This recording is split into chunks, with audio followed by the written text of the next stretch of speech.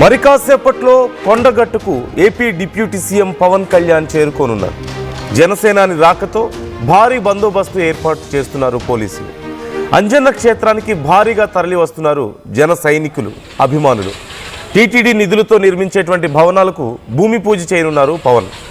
35.19 కోట్లతో దీక్ష విరమణ మండపం, 96 గదుల సత్రాన్ని అక్కడ నిర్మించబోతున్నారు. శంకుస్థాపన అనంతరం పార్టీ కార్యకర్తలతో పవన్ భేటీ అవుతారు. ఇటీవల జనసేన మద్దతుతో గెలిచిన సర్పంచ్, వార్డు మెంబర్లకు ఆయన సన్మానం చేయబోతున్నారు. వారితో మాట్లాడి వారితో ఇంటరాక్ట్ అవ్వబోతున్నట్లుగా తెలుస్తోంది. మనందరికీ తెలిసిందే, ఆంజనేయ స్వామికి గొప్ప భక్తులు పవన్ కళ్యాణ్. ఎన్నికల్లో గెలిచిన తర్వాత కూడా కొండగట్టుకు వెళ్ళి ఆయన మొక్కులు చెల్లించుకున్నారు. అయితే ఆ సందర్భంగా అక్కడ ఉన్న వాళ్ళతో మాట్లాడుతుంటే అక్కడ కొన్ని సమస్యలు ఉన్నాయని, కొండగట్టు అభివృద్ధికి కొంత సహాయం అవసరం అంటూ అక్కడ నిర్వాహకులు చెప్పారు. అయితే ముఖ్యంగా ఏమేం పనులు కావాలి అని అడిగినప్పుడు ప్రధానంగా వాళ్ళు 2 అంశాలను ఆయన దగ్గర చెప్పినట్లుగా తెలుస్తోంది. మొదటిది, దీక్ష విరమణకి ఒక మండపం ఉంటే బాగుంటుంది. భారీ ఎత్తున భక్తులు వస్తున్నారు, స్వామివారి మాలలో అక్కడికి వస్తున్నారు. ఆ సందర్భంలో వారికి దీక్ష విరమణ చేయడానికి ఒక ప్రత్యేకమైన ప్రదేశం, ప్రాపర్ ఫెసిలిటీస్ ఉంటే బాగుంటుందని వాళ్ళు చెప్పారు. అలాగే కొన్ని విశ్రాంతి గదులు కూడా అవసరం, సత్రం కూడా కావాలని చెప్పేసి అడిగారు.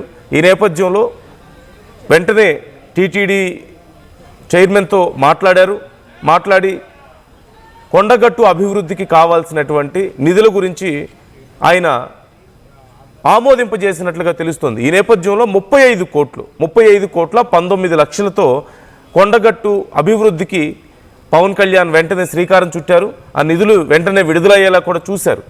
ఈ నేపథ్యంలో ఇప్పుడు ఆ కార్యక్రమానికి ఆయన హాజరవుతున్నారు. ఆ డెవలప్మెంట్ కార్యక్రమాలకి హాజరై అక్కడ శంకుస్థాపన చేయబోతున్నట్లుగా తెలుస్తుంది. దీక్ష విరమణ మండపం, కొన్ని వందల మంది ఒకేసారి దీక్ష విరమణ చేసే విధంగా ఒక ప్రత్యేకమైనటువంటి పెద్ద మండపాన్ని అక్కడ నిర్మించబోతున్నారు. అలాగే సుమారుగా 90కి పైగా గదులతో ఒక విశ్రాంతి సత్రాన్ని కూడా అక్కడ ఏర్పాటు చేస్తున్నారు. తెలంగాణకు AP deputy CM Pawan Kalyan రావడంతో ఆయన అభిమానులు, జనసేన పార్టీ కార్యకర్తలు కూడా భారీ ఎత్తున ఉన్నారు తెలంగాణలో. ఈ నేపథ్యంలో ఆయన అభిమానులు భారీగా, పార్టీ కార్యకర్తలు కొండగట్టుకు చేరుకుంటున్నట్లుగా తెలుస్తోంది. ఈ కార్యక్రమానికి మరింత మంది ప్రముఖులు కూడా హాజరవుతున్నారు. ఈ కార్యక్రమానికి చాలామంది ప్రముఖులు హాజరవుతున్నారు. ఈ నేపథ్యంలో తెలంగాణలో మరొకసారి జనసేన పార్టీ యాక్టివ్ అవుతుందా అనే చర్చ కూడా జరుగుతోంది. ఎందుకంటే సర్పంచ్ ఎన్నికల్లో జనసేన మద్దతుతో గెలిచినటువంటి సర్పంచులు, వార్డు మెంబర్లతో కూడా జనసేనాని భేటీ అవ్వబోతున్నారు. పూర్తి స్థాయిలో కొండగట్టు ఆలయానికి సంబంధించిన కార్యక్రమం కోసమే వస్తున్నప్పటికీ పనిలో పనిగా ముఖ్యమైనటువంటి పార్టీ కార్యకర్తలతో ఆయన భేటీ అవ్వబోతున్నారు. రేపు భేటీ అవుతారు. అలాగే జనసేన మద్దతుతో గెలిచినటువంటి సర్పంచ్లకు, వార్డు మెంబర్లకు ఆయన సన్మానం చేయబోతున్నట్లుగా కూడా తెలుస్తోంది.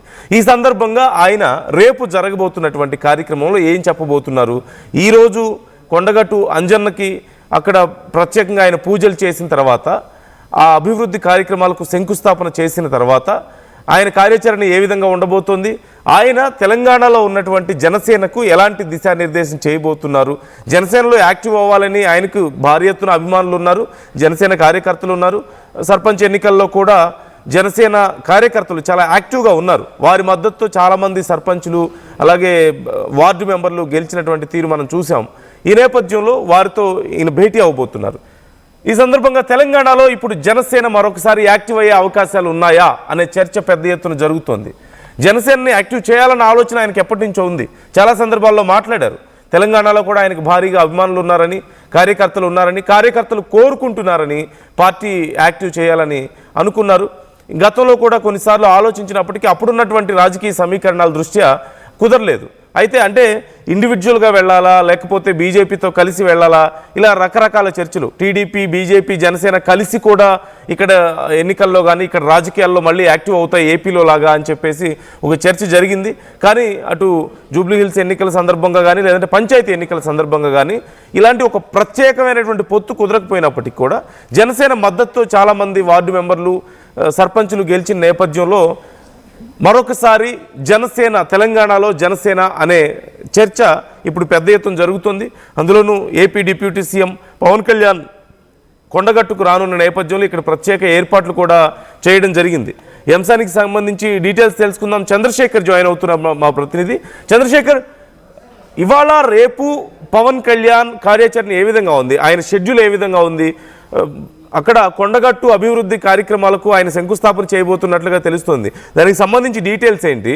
At the same time Janasena మద్దతుతో గెలిచినటువంటి సర్పంచ్లు వార్డు మెంబర్లతో కూడా ఆయన ఇంటరాక్ట్ అవుతారంటూ తెలుస్తోంది. ఎలాంటి దిశానిర్దేశం ఉండే అవకాశం ఉంది, ఎలాంటి చర్చ జరుగుతుంది? నందు పవిత్ర పుణ్యక్షేత్రం కొండగట్టు ఆంజనేయ స్వామి ఆయన ఇలవేల్పుగా భావిస్తారు. చాలా కాలం నుంచి కూడా ఆయన యువరాజ్యం అధినేతగా ఉన్నటువంటి సమయంలో ప్రజారాజ్య కార్యక్రమాల్లో ప్రచారం చేస్తున్నటువంటి సందర్భంలో సైతం ఆయన ఉస్నాబాద్ లో ఒక విద్యుత్ షాక్ గురైనటువంటి పరిస్థితి. దానిలో భాగంగా ఒక్కసారిగా ఆయన మళ్ళీ దర్శించుకున్నాడు. దాదాపుగా వారాహి వాహన పూజ సందర్భంలో అలాగే ఉప ముఖ్యమంత్రి హోదాలో సైతం మొక్కులు తెచ్చుకున్నారు. ఈ క్రమంలో కొన్ని సందర్భాల్లో కొండగట్టు ఆలయానికి వివిధ ప్రాంతాల నుంచి పెద్ద ఎత్తున హనుమాన్ మాలధారణ చేసినటువంటి భక్తులు వస్తారు. విచ్చేసిన తర్వాత మాల విరమణ సందర్భంగా అలాగే వసతి కొద్దిగా ఇబ్బందికరమైన పరిస్థితి ఉంది అని ఇక్కడ ఆలయ అధికారులు ఇక్కడ భక్తులు ఆయనకి రిప్రజెంట్ చేయడం జరిగింది. నందు ఈ క్రమంలో ఆయన స్పందించినటువంటి పాజిటివ్ గా స్పందించినటువంటి పవన్ కళ్యాణ్ తిరుమల తిరుపతి దేవస్థానం బోర్డు మెంబర్లలో ఈ విషయాన్ని ప్రతిపాదించారు. దానికి సంబంధించి వెంటనే యాక్సెస్ చేసినటువంటి సందర్భంలో 35,19,00,000 రూపాయలు మంజూరు చేస్తూ ఆయన మంటప నిర్మాణ గది అలాగే 96 గదులు వసతి గృహాలకు సంబంధించి శంకుస్థాపన చేయనున్నారు. ఆయన మరికొన్ని నిమిషాల్లోనే వచ్చేటువంటి అవకాశం ఉంది. ఇప్పటికే వివిధ ప్రాంతాల నుంచి ఇటు ఆంధ్ర తెలంగాణ అనేటువంటి తేడా లేకుండా పెద్ద ఎత్తున తరలి వచ్చినటువంటి అభిమానులు ఇక్కడికి వచ్చారు. వచ్చేసి పవన్ కళ్యాణ్ కొరకు ఎదురు చూస్తున్నటువంటి పరిస్థితి. ఒక రాజకీయ నాయకుడు అయినప్పటికీ ఆ సినీ తార హోదాలో ఆయన వస్తున్నటువంటి పరిస్థితిని మనం గమనించవచ్చు. దీనికి సంబంధించి ఇప్పటికే ఇటీవల తెలంగాణ రాష్ట్ర వ్యాప్తంగా పంచాయతీరాజ్ ఎన్నికలు నిర్వహించారు. పంచాయతీరాజ్ ఎన్నికల్లో జనసేన మద్దతుతో విజయం సాధించినటువంటి వార్డు మెంబర్లు, సర్పంచులు, కొంతమంది ఉప సర్పంచులు వీళ్ళందరితో కూడా సమీపంలో బృందావన్ రిసార్ట్స్ అని ఉంటుంది. బృందావన్ రిసార్ట్స్ లో వాళ్ళతో ఇంటరాక్ట్ అవుతాడు. ఇంటరాక్ట్ అయిన తర్వాత దిశానిర్దేశం చేయనున్నారు. రాబోయే కాలంలో తెలంగాణ రాష్ట్రంలో సైతం ఎన్నికల ప్రక్రియలో వారు పాల్పంచుకునేటువంటి అవకాశం ఉంది అనేటువంటి చర్చ జోరుగా సాగుతున్నటువంటి నేపథ్యంలో ఒకవైపు అభివృద్ధి సంక్షేమ ఫలాలు ఇక్కడ అందుతున్నాయి. తిరుమల తిరుపతి దేవస్థానం నుంచి ఖచ్చితంగా కొండగట్టు అంజన్న ఆలయ అభివృద్ధికి మా వంతు సహకారం ఖచ్చితంగా అందజేస్తామని చెప్పడం జరిగింది. ఈ నేపథ్యంలోనే పోలీసులు భారీ ఏర్పాటు చేయడం జరిగింది. ఒక రకంగా అత్యుత్సాహం సైతం చూపిస్తున్నటువంటి పరిస్థితి మనం గమనించవచ్చు. ఎందుకంటే కేవలం ఆ జగిత్యాలలో డిపిఆర్ఓ లేడు, ఆ కలెక్టర్ కి విషయం సరిగా అవగాహన ఉందా లేదా తెలియదు. ఈ క్రమంలో ప్రైమ్ అంటే మీడియాలో ఉన్నటువంటి వారికి సైతం అనుమతి నిరాకరించినటువంటి పరిస్థితి మనం గమనించవచ్చు. అత్యుత్సాహం కనబరుస్తున్నారు. ఇక్కడ చాలా 17 మందికి మాత్రమే పాసులు ఇచ్చినటువంటి నేపథ్యంలో ఓవరాల్ గా చాలా ఇబ్బంది ఎదుర్కోవాల్సి వస్తున్నది. పోలీసులకు వాగ్వాదానికి దిగాల్సినటువంటి పరిస్థితి కూడా ఎదురవుతున్నటువంటి పరిస్థితి ఉంది. సమన్వయ లోపం కనబడుతుంది. అవగాహన రాజకీయం అధికారుల వద్ద కనబడుతున్నటువంటి విషయాన్ని మనం గమనించాలి. నందు, ఎందుకని అంత తక్కువ మందికి పాసెస్ ఇవ్వడం కానీ అంత రిస్ట్రిక్షన్స్ దేనికోసం? ఒకటి విషయాన్ని ఇక్కడ గుర్తుపెట్టుకోవాలి. ఒక గ్రామానికి ఆయన ప్రథమ పౌరుడు అధ్యక్షుని హోదాలో సర్పంచ్ ఉంటాడు. నందు ఈ సర్పంచ్ కి సైతం ఇక్కడ అనుమతి నిరాకరించినటువంటి దురదృష్టకరమైన ఘటన. అంటే అధికారుల సమన్వయ లోపం ఉందా లేకుంటే వీరికి అవగాహన రాహిత్యమా అనేది తేలాల్సి ఉంది. ఇప్పటికే జర్నలిస్ట్ సంఘాలు సైతం మండిపడుతున్నటువంటి పరిస్థితి. ఎందుకు ఇంత నిర్లక్ష్యంగా వ్యవహరిస్తున్నారు? ఎందుకంటే ఒక అధికారిక కార్యక్రమం ఆంధ్రప్రదేశ్ ఉప ముఖ్యమంత్రి హోదాలో మన తెలంగాణ రాష్ట్ర అతిథి హోదాలో ఆయన వస్తున్నారు. మన రాష్ట్ర మంత్రి అడ్లూరి లక్ష్మణ్ కుమార్ ఆయన welfare minister, SC ST minority welfare minister గా ఉన్నారు. ఇటీవల మైనార్టీ అంటే అజరుద్దీన్కి ఇవ్వడం జరిగింది.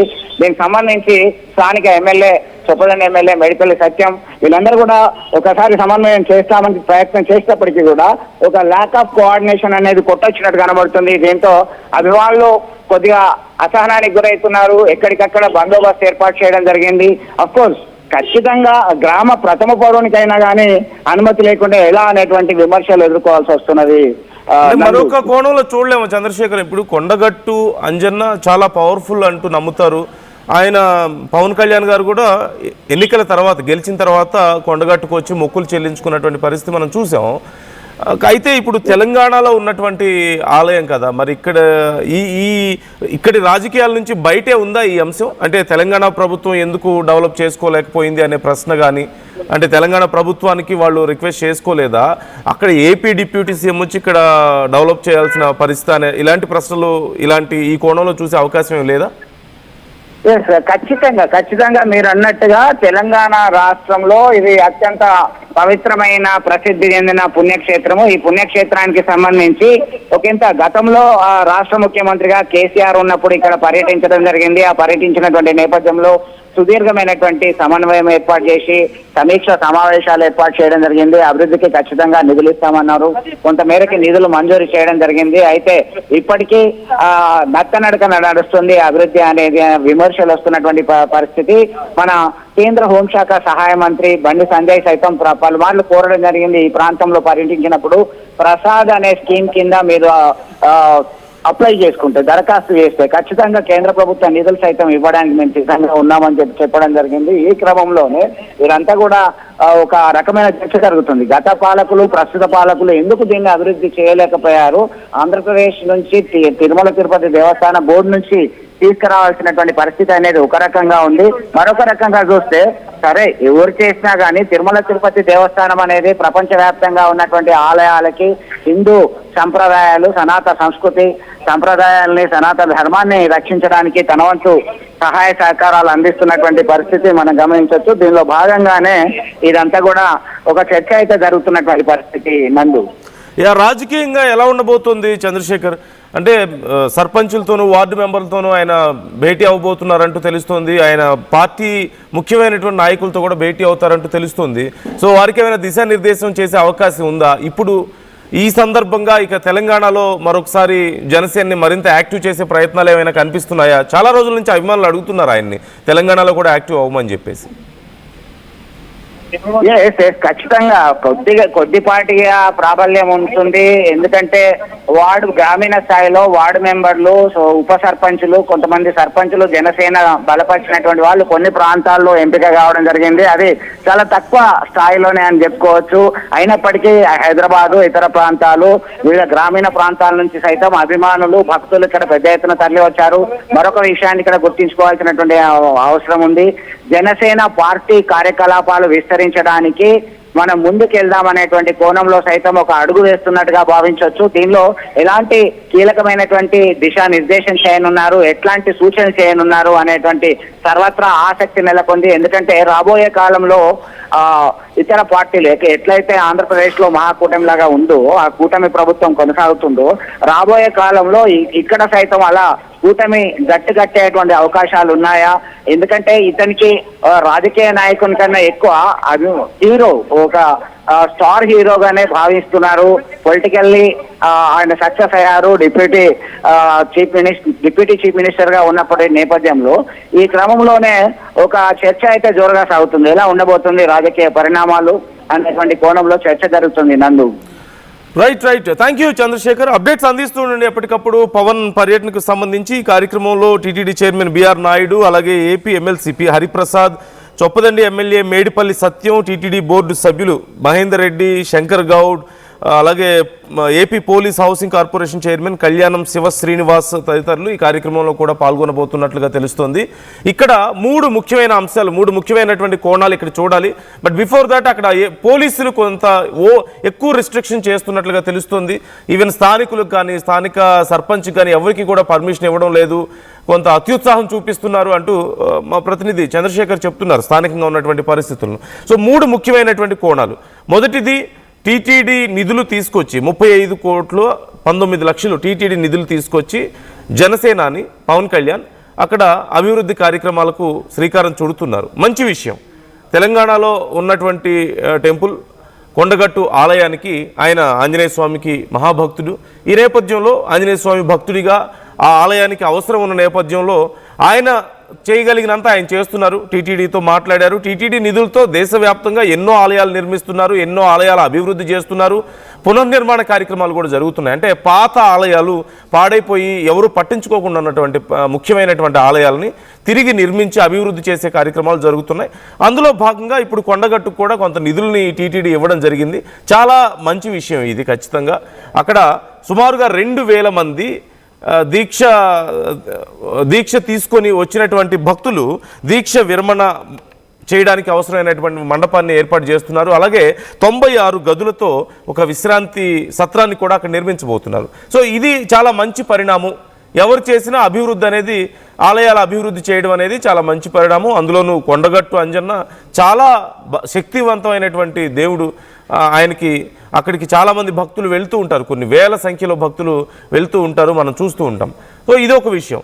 మరొక 2 ముఖ్యమైన అంశాలు. మొదటిది, మరి తెలంగాణలో ఉన్నటువంటి ఆలయాన్ని తెలంగాణ ప్రభుత్వం ఎందుకని ఇన్ని రోజులు ఈ కార్యక్రమాలు చేపట్టలేకపోయింది? అక్కడ అంత అవసరం ఉందని తెలిసిన తర్వాత, అందులోనూ చాలా పాపులర్ టెంపుల్ కదా, ఎక్కడో మారుమూలు ఉన్నటువంటి టెంపుల్ అయితే ఎవరు తెలియకపోతే అదో వేరే అంశం. కానీ అంజన్న ఆలయం అనేది కేవలం తెలంగాణలో కాదు, ఏపీలో అయినా సరే దేశవ్యాప్తంగా చాలామంది అక్కడికి వస్తుంటారు భక్తులు.